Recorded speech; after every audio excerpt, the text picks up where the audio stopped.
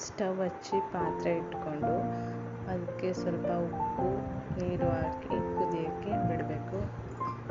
ನಂತರ ಒಂದು ಬೌಲ್ ತಗೊಂಡು ಅದಕ್ಕೆ 2 ಸ್ಪೂನ್ ರಾಗಿ ಹಿಟ್ಟನ್ನ ಹಾಕಿ ಚೆನ್ನಾಗಿ ಕಲಿಸ್ಕೋಬೇಕು. ನೀರು ಹಾಕ್ಬಿಟ್ಟು ಸ್ವಲ್ಪನೂ ಗಂಟಿಲ್ಲದೆ ರೀತಿ ಕಲಿಸ್ತಾ ಇರಬೇಕು. ಕಲಸಿದ ನಂತರ ಕುದೀತಾ ಇರೋ ನೀರಿಗೆ ಎತ್ತಿ ರಾಗಿ ಹಿಟ್ಟನ್ನ ಹಾಕಿ ಚೆನ್ನಾಗಿ ಮಿಕ್ಸ್ ಮಾಡ್ತಾ ಹೋಗಬೇಕು.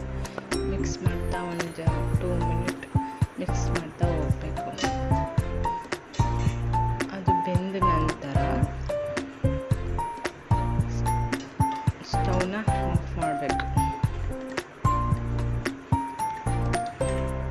ಸ್ಟವ್ನ ಆಫ್ ಮಾಡಿದ ನಂತರ ಒಂದು ಅರ್ಧ ಸ್ಪೂನ್ ತುಪ್ಪ ಹಾಕೋಬೇಕು. ಹಾಕಿ ಚೆನ್ನಾಗಿ ಕಲಸಿ ನೆಕ್ಸ್ಟು ಸರ್ವ್ ಮಾಡ್ಕೋಬೇಕು. ಬಿಸಿ ಬಿಸಿ ರಾಗಿ ಸರಿ ಸವಿಯಲು ಸಿದ್ಧ. ಇದನ್ನು 6 ತಿಂಗಳಿಂದ 2 ವರ್ಷದ ಮಕ್ಕಳಿಗೆ ಕೊಡ್ಬೋದು. ತುಂಬ ಚೆನ್ನಾಗಿರುತ್ತೆ.